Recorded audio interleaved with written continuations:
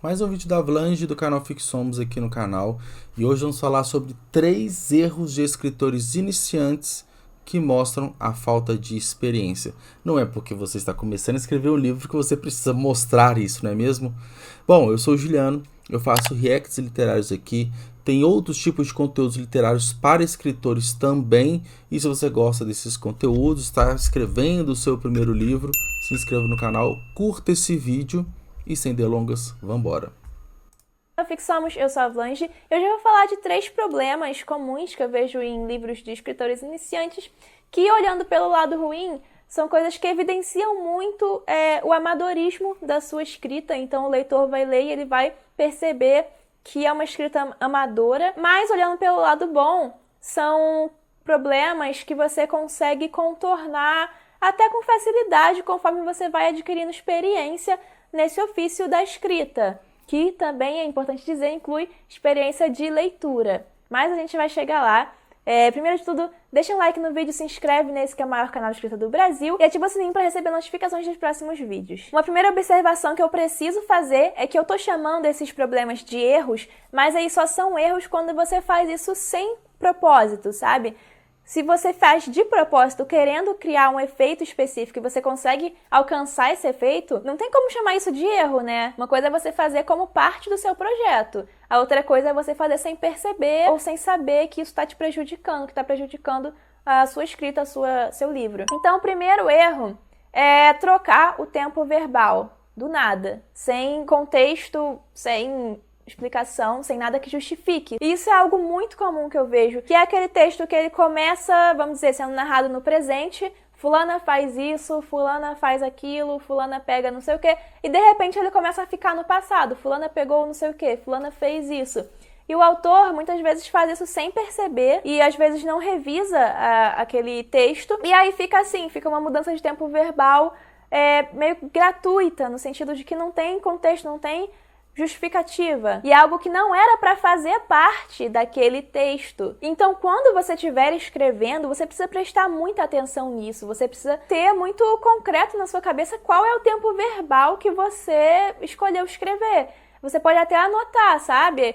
Na hora que você estiver fazendo ali, tendo as ideias para a sua história, você coloca narração no passado. E aí você segue aquilo. E se você perceber que você teve um deslize, você tem que ler o seu texto de novo, você tem que revisar o seu texto, prestando atenção para conseguir reconhecer onde que estão essas inconsistências no uso do tempo verbal. Só que é uma coisa que quanto mais você tiver esse hábito de escrever, menos isso vai acontecer, sabe? Vai chegar um ponto que você não vai mais ter esse problema de sem querer mudar o tempo verbal, porque você vai se acostumar com aquilo. Então, escreve bastante, treina bastante, enfim, trabalha para ganhar essa experiência, para ganhar esse costume de escrever, e aí você vai ver que se você tem esse problema de sem querer mudar o tempo verbal no meio do texto, você vai ver que esse problema vai passar e você vai conseguir manter o tempo verbal com facilidade. O segundo Bom, considerações sobre o primeiro erro, realmente é um erro bem comum e particularmente é uma das minhas maiores dificuldades na hora de escrever. Não entender qual é o tempo verbal, mas manter essa linha. Porque quando, pelo menos para mim, o natural é escrever no passado, igual o exemplo que a Avlange deu. Fulano fez, fulano foi, fulano conquistou, fulano ganhou. Só que em determinado momento você coloca no presente. Isso pode ser numa mudança de capítulo, numa mudança de personagem, a não ser que seja proposital, né? De repente, você está narrando algo que já aconteceu, muda de cena, muda de situação, e aí você passa para o tempo presente. Ou quando você também faz a mudança de narrador. Você está, por exemplo, eu uso muito o narrador personagem. Então, né, o narrador está contando a sua própria história e eu gosto de usar o narrador personagem no presente. Então, tem que tomar muito cuidado com isso. Eu cometo vários erros.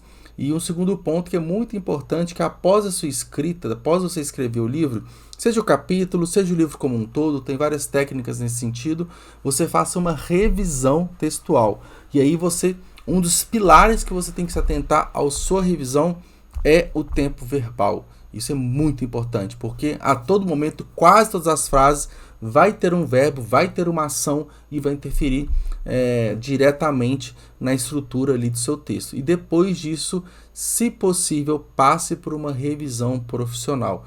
que essa pessoa vai corrigir todos os erros de tempo verbal que você cometeu. O erro é o uso excessivo de clichês. Isso acontece quando você não tem muita leitura ou quando você não tem leitura de coisas diferentes, quando você sempre tem as mesmas referências, sabe? Então eu tenho um vídeo em que eu falo sobre 3 tipos de clichês, eu vou botar aqui nos cards. O clichê de enredo está relacionado muito à estrutura da história, tem o clichê de situação, que é relacionado a coisinhas menores, por exemplo, cenas que se repetem em muitas histórias. A situação do vilão explicando o plano maléfico dele pro protagonista, eu acho que é uma coisa que acontece muito, assim. E o clichê linguístico, acho que é assim que fala.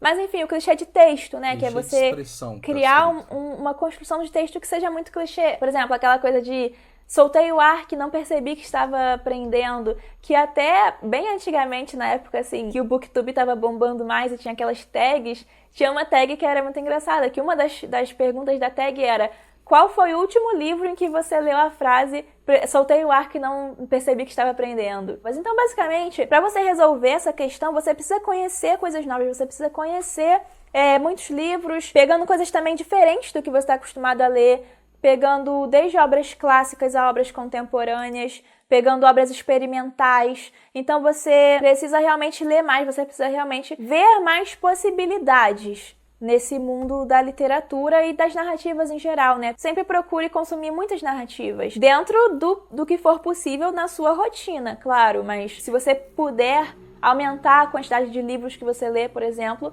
é sempre uma boa se você quer ser escritor, se você quer ter boas referências para escrever as suas próprias obras literárias. E é claro, exercitar a criatividade também é algo que é sempre muito bem-vindo e que também te ajuda a evitar essa repetição de clichês. E por fim... Bom, inclusive eu já até fiz um vídeo aqui no canal falando sobre clichês e estereótipos, né? Por que evitá-los, como evitá-los. E isso faz muito sentido porque isso evidencia muito que você tem uma escrita iniciante, né? E autor independente, ele sofre com uma realidade que é o desconhecimento. Então, quando alguém pega o livro de uma pessoa que não é conhecida, não importa a bagagem que você tem, muitas das vezes vão identificar você como um autor que acabou de começar, justamente porque o livro não é conhecido, não é muito vendido, o autor não é relativamente conhecido. Então, o leitor já vai com aquele olhar do tipo, será que isso aqui é bom mesmo? E você consegue ir convencendo ao longo das páginas, caso você não use, né, nesse caso aqui, clichês e estereótipos.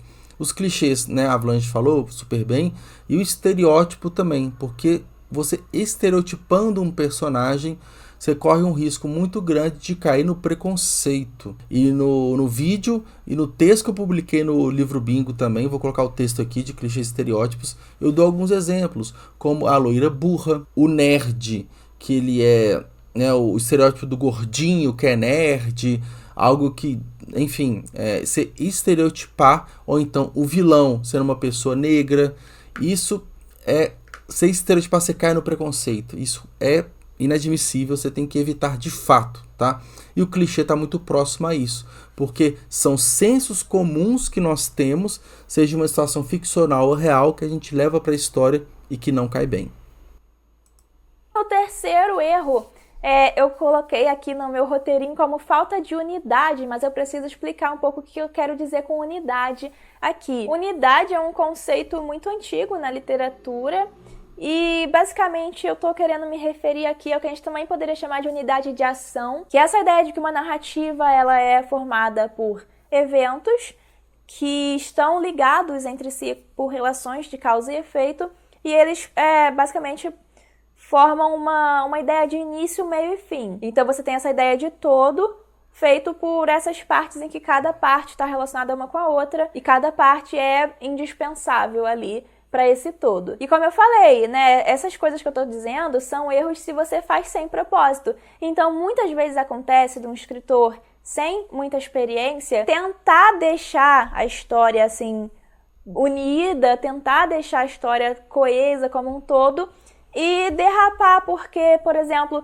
tá colocando assuntos demais para serem tratados ali e acaba que alguns assuntos ficam sem espaço, tá colocando personagens demais, ou não tá conseguindo fazer com que os acontecimentos realmente tenham uma relação de causa e efeito. Então, por exemplo, você coloca coisas ali que parece que estão gratuitas, que parece que não tem uma justificativa para acontecerem naquela história. Enfim, a falta de unidade aqui como um problema é quando você não consegue tratar a sua história relacionando as partes que compõem ela. Quando você não consegue criar uma harmonia, sabe?